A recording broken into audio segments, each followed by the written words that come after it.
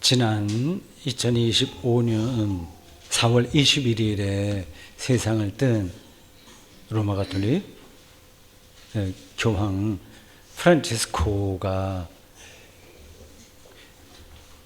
266대 교황이라고 합니다. 상당히 대수가 길죠. 266. 로마 가톨릭 교회에서는 제1대 교황을 베드로라고 주장합니다. 베드로가 콘클라베에서 교황으로 선출되지 물론 않았고, 베드로 스스로 내가 교황, 물론 당연히 말하지도 않았고, 그땐 교황 제도가 없었으니까요.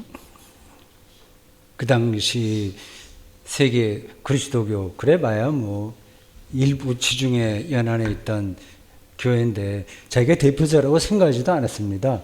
그러니까 로마 가톨릭 교회가 얘기하는 제1대 교황이 베드로라고 하는 거는 역사적 근거가 있는 게 아니라 그렇게 해석한다는 거죠. 역사적으로 본다면 베드로보다도 예루살렘 최초 교회의 지도자는 예수님의 동생 야고보였습니다. 어쨌든 제가 보기에 베드로가 제1대 교황이라는 로마 가톨릭 교회의 해석은 성경 두 군데에 근거합니다. 하나는 마태복음 16장 18절입니다. 그 유명한 베드로의 신앙 고백, 주는 그리스도시요 살아계신 하나님의 아들입니다 라는 말을 듣고 예수께서 이렇게 답변하세요. 내가 네게 이르노니 너는 베드로라. 이게 바위 반석이라는 뜻이에요. 이 반석 위에 내 교회를 세우리니 음부의 권세가 이기지 못하리라. 요 구절이에요. 또 하나는 우리가 오늘 설교의 성경 본문으로 선택한 요한복음 21장입니다. 지난주에 설교 때 요한복음이 20장으로 사실 끝나는 거고, 21장은 요한복음을 기록한 사람의 제자가 나중에 첨가한 거라고 했어요. 그렇게 할 수밖에 없었던 속사정이 다 있겠죠. 요한복음 21장이 부활하신 예수님께서 베드로와 특별한 어떤 그 관계를 맺는 이야기입니다.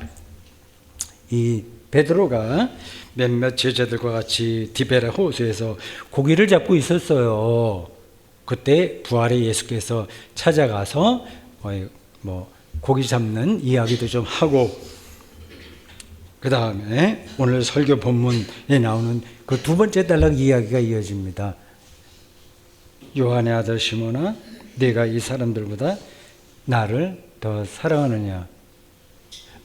요 구절이 대단히 인상 깊었던가 보죠. 오늘 성경 본문을 읽는 분이 요 구절을 아주 감격스럽게 생각한 것 같아요. 주께서 내가 주를 사랑하는 것을, 이 사람들보다 더 사랑하는 것을 아십니다. 이게 반복돼요. 3번이나 반복됩니다. 베드로가 조금 움찔했겠죠. 이 요한복음 21장에 나오는 요 단락 이야기를 읽는 요한복음 공동체 사람들은 마태복음 16장 18절에서 받은 느낌과 똑같이 그렇구나, 베드로가 교회의 대표자구나, 이 사람이 이 교회를 책임질 사람이라구나 하는 느낌을 받을 수밖에 없는 겁니다.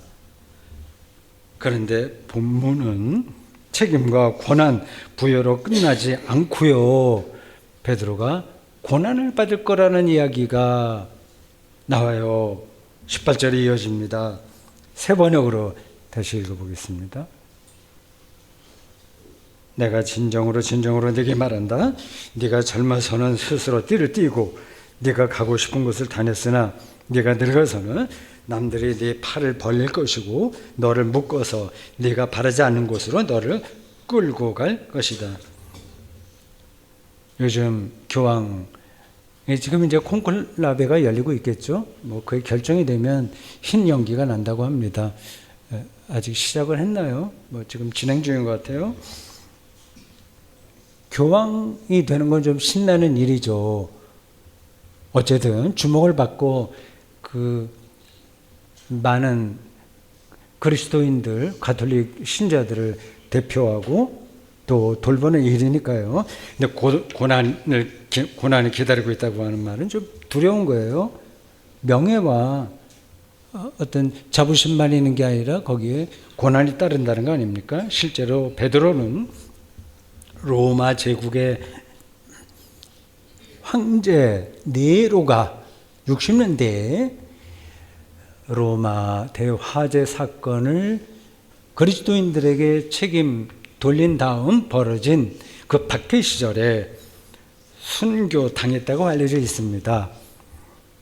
십자가에 달려 죽었는데 나는 예수님처럼 도저히 감당할 수 없다 해서 십자가 거꾸로 매달려서 죽었다는 이야기가 전해집니다.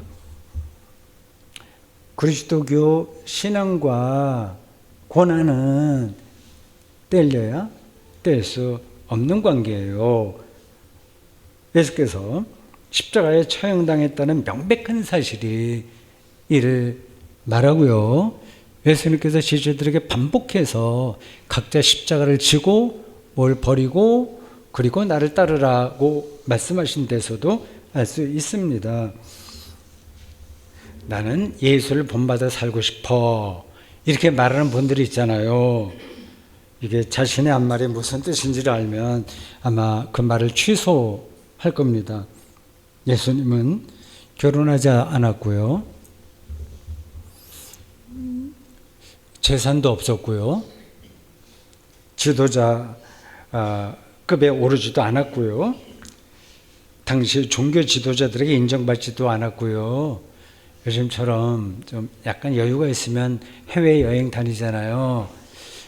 그런 이국적인 풍경의 여행을 다니지도 못했습니다. 기껏해야 갈릴리 호수 지역에서 예루살렘까지 성지 순례를 떠났을 뿐입니다. 너무 단조롭게 살았어요. 누구도 그렇게 살고 싶어 하지 않는 겁니다. 불교의 창시자 부처는 달랐어요. 그는 오랫동안 살았어요. 천수를 누리면서 제자들 많이 삼았습니다. 그리고 불교의 어떤 초석을 다 만들었죠. 물론 결혼도 했었고요. 이슬람 교회 마음에 마찬가지입니다. 60대 중반 가까이까지 살았어요. 그리고 부인들이 많았습니다. 아이들도 많았고요.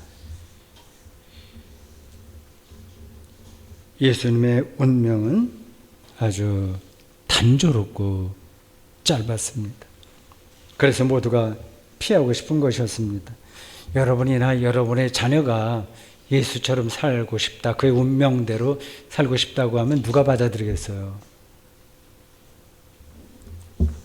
21세기 현대인은 예수의 삶과 정반대로 럭셔리한 멋진 인생을 꿈꿉니다. 세상 사람만이 아니라 그리스도인들도 마찬가지예요. 소위 그리스도교 안에서 회자되는 그 용어로 삼박자 축복이라고 하는 게 있습니다. 요즘은 덜 이야기하는지 모르지만 제가 청년 시절부터 많이 들었던 구호입니다. 요한 3서 1장 2절이 이렇습니다. 사랑하는 자여, 내 영혼의 잘됨같이 네가 범사에 잘되고 강건하기를 내가 간구하노라. 기복주의 신앙을 말하는 대표적인 구절입니다. 순복음 교회에서 주로 많이 말하죠. 영혼의 축복, 범사의 축복, 강건의 축복, 이렇게 해서 삼박자 축복이라고 얘기를 해요. 이런 데에 혹한 많은 사람들이 여의도에 있는 그 순복음 교회에 구름대처럼 몰려들었고, 그 교회는 세계에서 가장 큰 교회가 되었고 지금도 그렇습니다. 잘 살아보세요라는 새마을 운동의 열기와 맞물려서 한국 교회는 복을 빌고 복받고 아주 멋지게 사는 걸 보장하는 종교기구로 자리를 잡았습니다. 뭐 요즘에야 그렇게 거칠게 노골적으로 삼박자 축복이다 어떻다 그런 것들을 주장하지 않겠지만, 그리스도인의 영혼에 이런 생각이 깊이 각인되어 있다는 사실만은 분명합니다. 21세기 들어서 그리스도인의 숫자가 줄어드는 이유도 역시 이런 종교적 욕망을 더 이상 교회에서 채울 필요가 없는 시대가 되었기 때문입니다. 이제는 뭐 그런 생각으로 교회 나가진 않겠다, 이렇게 상당히 정신적으로 성숙했다고 생각하는 사람들은 이제 교회에 이제 발을 끊는 거죠. 기복주의 신앙이 뭐 나쁜데 하는 질문이 가능합니다. 예수 믿는 사람들은 늘 가난하게 살아야 되나? 그리고 다른 사람들에게 민폐를 끼칠 정도로 좀 구질구질하게 살아야 되나? 출가수도승처럼 살아야 된다는 말이냐? 이렇게 반문할 수 있습니다. 여기에 딱 떨어지는 대답을 찾기 어렵습니다. 육체를 안고 사는 모든 사람들이 어떻게 물질을 거부할 수 있겠습니까? 재물을 어떻게 부정할 수 있겠어요? 풍요로운 삶 자체를 누가 기분 나쁘게 생각할 수 있겠습니까? 복된 삶 자체가 문제가 아니라 이러한 세속적인 복만을 목표로 하는 삶의 태도가 잘못입니다.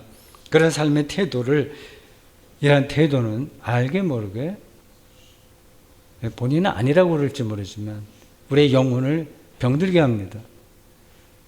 예수께서 사람이 하나님과 재물을 겸해서 섬길 수 없다고 말씀하신 이유도 여기에 있습니다.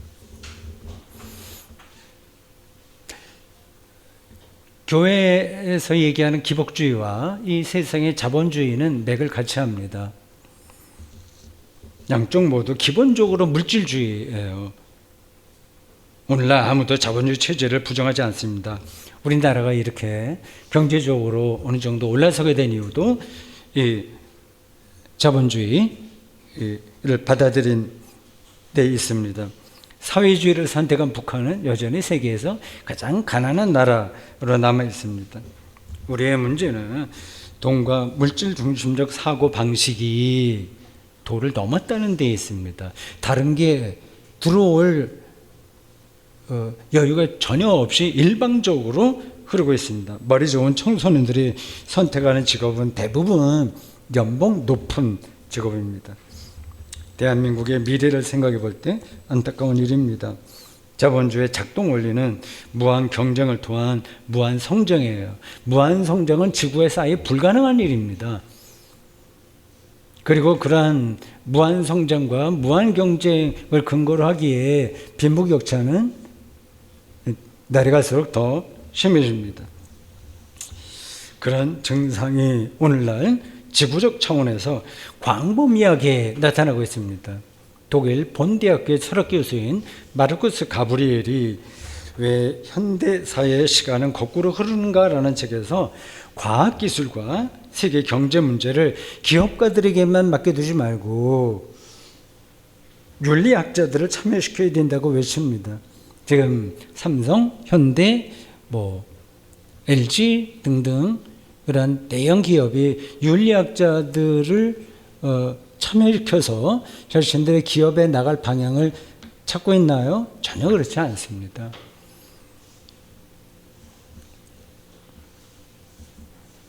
유발 하라리는 비슷한 생각이에요. 이런 IT 기업과 인공지능이 지금보다 훨씬 발전한 세상이 가져올 인류의 미래를 크게 걱정합니다. 거대 자본과 인공지능을 소유한 소수의 기술자와 기업가가 인류를 지배하는 세계 말입니다. 실제 세계보다 스마트폰을 통한 가상 공간을 더 실제적인 현실로 여기는 현대인들은 이미 그들에게 종속된 건 아닐까요? 우리가 모르는 사이예요. 오늘 본문에서 예수께서는 베드로에게 고난과 순교당할 것인지를 말한 다음 아주 인상적이고 강력한 명령을 내렸습니다. 나를 따르라. 어떻게 보면 뜬금없이 들리긴 해요. 이거 고난과 순교 어려움이 있을 때 준비 잘해. 각오해 뭐 이런 얘기한 게 아니라 나를 따르라 고 얘기했습니다. 베드로는 교회 대표자로서 목자의 역할을 감당해야 됩니다. 근데 그 교회를 섬기는 이 일 자체가 어렵습니다. 답을 찾기 어려워요. 고난과 순교 문제도 어렵습니다.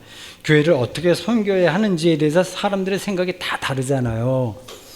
고난과 순교 문제에 대한 생각도 다 다릅니다. 교회에 목사 제도가 여전히 필요한지 아닌지 그것도 정답은 없어요. 교회가 정치 문제에 어느 정도 개입해야 되는지, 그리스도인은 자발적 가난을 선택해야 되는지 등등 모든 문제가 골치 아픕니다.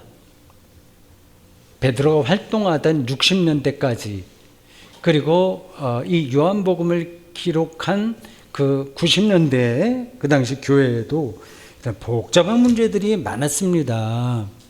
옛날이나 지금이나 똑같아요. 이런 문제에 대해서 아무도 확정적인 결론을 내릴 수 없습니다. 꾸준히 대화하고 중지를 모아서 최선의 길을 찾아가는 수밖에 없습니다. 이런 우리가 성경을 읽으면 답이 간단한 것 같죠? 그렇지 않습니다. 굉장히 복잡한 어떤 우여곡절을 거쳐서 나온 대답들이에요. 이런 과정에서 가장 중요한 것은 예수를 따르는 겁니다. 예수 따름을 경험하는 거예요. 말로 되는 문제가 아닙니다. 목사가 된다고 해서 예수를 따르는 건가요? 아니잖아요. 다른 문제잖아요. 이게 그리스도교의 특징이에요. 불교에서는 부처를 따른다기보다 네 안에 있는 부처를 찾아라 이렇게 얘기합니다. 제가 불교를 비하하는 게 아니에요. 다르다는 걸 얘기할 것뿐입니다. 공자를 믿는 게 아니라 공자의 가르침을 따를 뿐이에요. 그러나 그리스도교에서는 예수님의 가르침을 믿는 게 아니라 가르침보다도 예수라는 인격이 중요한 겁니다. 아주 구체적인 역사적 인물, 실존 인물이 중요한 거예요. 그 차이가 있습니다. 왜냐하면 그리스도교에서는 내가 뭐를 많이 알아, 뭘 깨달았어 이거보다도 예수와의 관계에서만 생명을 얻는다고 믿기 때문입니다. 이게 말이 될까요? 교회 밖에 있는 사람들은 이런 얘기를 들으면 이렇게 말할 겁니다. 예수 잘 따르면 뭐해? 예수 잘 믿으면 뭐해? 제대로 살아야지. 삶이 따라주지 않는데 무슨 믿음이고 뭐고 예수와 하나 되고 그런 거 얘기해. 그런 게 시시하지. 그래 얘기할 겁니다. 이런 비판이 일리가 있기는 하지만 하나만 알고 둘은 모르는 겁니다. 제대로 살기 위해서라도 믿어야죠. 삶의 근본적인 방향이 있어야죠. 방향이 없는데 어떻게 제대로 삽니까? 설교하는 저 자신을 돌아봐도 제대로 산다는 게 얼마나 힘든지 아예 불가능하다고 생각이 듭니다. 목사이고 나름으로 이제 지성인이고 또 진보적인 생각으로 살았지만 도대체 무엇이 옳고 그른지를 판단하지 못할 때가 많아요. 내 삶에 대해서도 그렇고 주변 세계에 대해서도 그렇습니다. 여러분은 어떻습니까? 제대로 착하게 그리고 정의롭고 평화롭게 산다는 게 무엇인지 아십니까? 법대로 사는 게 제대로 사는 건가요? 대법원 판결은 무조건 존중해야 하나요? 거꾸로 자기의 생각과 다르다고 해서 무조건 또 반대해야 되나요? 어떤 게 제대로 사는 걸까요? 사람은 혼자서 무인도에 사는 게 아니라 아주 복잡한 네트워크 가운데 살기 때문에 제대로 산다는 것은 아예 불가능할 줄 모릅니다. 저는 그렇게 생각합니다. 예를 들어서 뭐 우리가 일상적으로 경험하는 건데 어느 동네에 이마트나 롯데 뭐 그 큰 마트 있잖아요. 큰 거, 대형 할인점 등등이 들어섰다고 합시다. 그러면 거기 주민들은 야, 우리 살기 좋아졌으니까 집값도 오르고 좋지 이렇게 생각할 겁니다. 근데 거기 있던 소형 마트는 문을 닫아야 됩니다. 빚을 내서 소형 마트를 열었던 업주의 가족은 거리로 앉아야 될지 모릅니다. 어떤 게 옳은 건가요? 무조건 반대해야 되나요?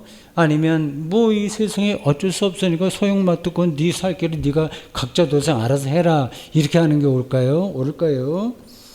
기후 위기 시대를 맞아서 우리 인류의 미래를 위해 우리 여기 어린아이 아직 돌도 안 된 이런 아이들의 미래를 위해서 소비를 줄여야 될까요?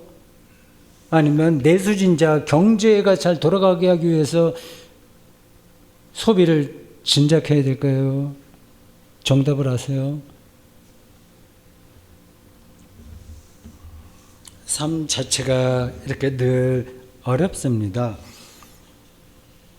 우리 그리스도인에게 무엇보다도 우선적인 것은 제대로 살기 위해서라도 영혼의 중심에 놓아야 할 문제는 예수를 따르는 겁니다. 그게 손에 안 잡힐 수도 있어요. 아, 교회 잘나고 그러는 얘기구나. 예배 빠지지 말라는 얘기구나. 그렇게 또 생각할 수 있습니다. 그건 또 다른 문제예요.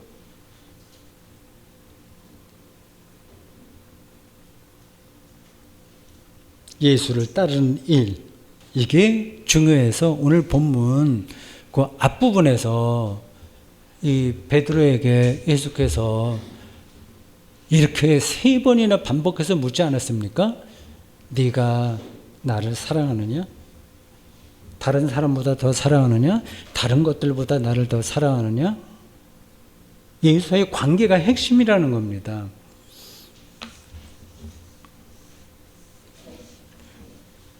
이렇게 예수를 다른 사람보다 더 사랑하면 그제야 그는 교회를 책임지는 역할을 할 수 있고 고난과 순교마저 대처할 수 있으며 그리스도인답게 살아갈 수 있는 저력이 생깁니다. 예수 그리스도를 통한 하나님의 생명이 무엇인지가 눈에 들어오기 때문입니다. 그게 저력인 거예요. 무엇이 생명인지가 예수 그리스도를 통해서 주어진 게 그걸 아는 게 삶의 능력입니다. 이런 이야기가 여전히 멀리 느껴지는 분을 위해서 일상적인 이야기를 드려야 되겠습니다. 우리는 이 세상에서 모두 어떤 관계를 맺고 살아요. 좋은 관계를 맺어야 되지 않습니까? 부부도 관계고요. 친구 관계고 교우들 관계이고 동료, 직장 동료들 다 관계예요. 좋은 관계를 맺으려면 상대방을 배려해야 됩니다. 상대방을 잘 배려하는 사람이 좋은 관계를 맺어요. 똑똑한 사람이 아니라. 근데 이 배려한다는 게 이게 쉬운 문제가 아닙니다. 본능적으로 그게 제일 안 될 뿐만 아니라 우리가 어려서부터 상대방 배려해야 돼 뭐 그런 얘기를 수없이 듣고 살았기 때문에 그렇게 하는 신용은 할 수 있어요. 근데 정말 배려하기는 어렵습니다. 그러니까 억지로 배려하다 보면 그러면 이제 지쳐요. 그리고 상대방의 반응에 따라서 속이 상해요. 나는 O를 배려했는데 저 사람은 E밖에 나한테 안 주네? 그럼 이제 속상하는 겁니다. 그러다 보면 잔소리하게 되죠. 뭐 겉으로는 이제 좀 인격 수양이 돼서 노골적으로는 하지 않을지 모르나 속으로는 상대방을 무시합니다. 중요한 것은 배려할 줄 아는 형식보다 내공이에요. 그 힘이 있어야 돼요. 부부 사이에도 그래요. 상대방을 이해할 수 있는 그 내공이 있어야 그 관계가 오래 잘 지속되지. 그거 없는데 내 마음에 들게 상대방을 고쳐서 어떻게 그거를 관계를 이어갑니까? 오늘의 말씀으로 바꾸면 그 삶의 능력이 바로 예수를 따르는 겁니다. 거기서만 삶의 내공이 생기는 거예요. 그래서 신약 성경은 끊임없이 예수 믿어, 예수를 사랑해, 예수와 하나 되어야 돼, 그걸 강조하는 겁니다. 광신자가 되라는 얘기가 아니라 예수를 통한 생명의 근원과 마주하라는 겁니다. 그게 없는데 우리가 어떻게 좋은 관계를 맺고 살 수 있겠어요? 그냥 율법적으로는 할 수 있어요. 교양으로는 할 수 있어요. 그러나 마음이 그걸 따라가지 못합니다.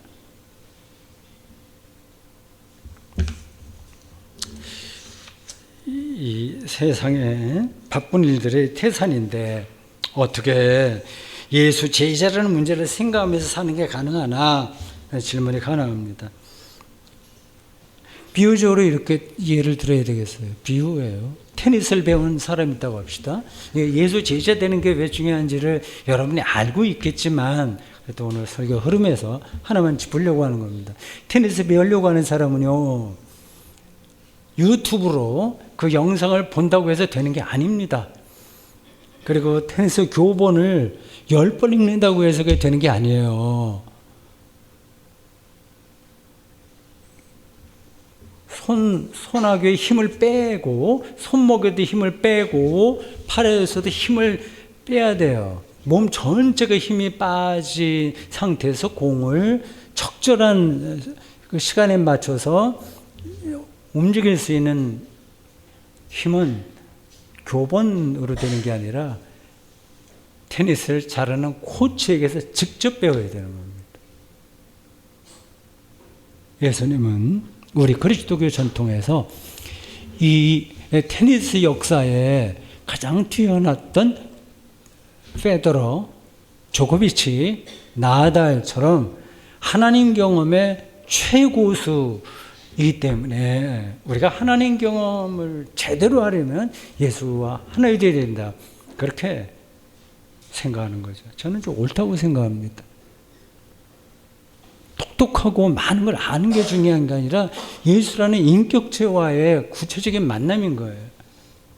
거기서 생명의 신비가 열릴 겁니다. 그 어떤 것도 두려워하지 않게 될 겁니다. 심지어 십자가 죽음과 같은 그런 처절한 운명에 떨어진다고 하더라도 감당하기는 힘들긴 하겠지만 결국에는 거기에 하나님이 함께 하신다는 사실을 절감할 거예요. 예수와 하나가 된다면.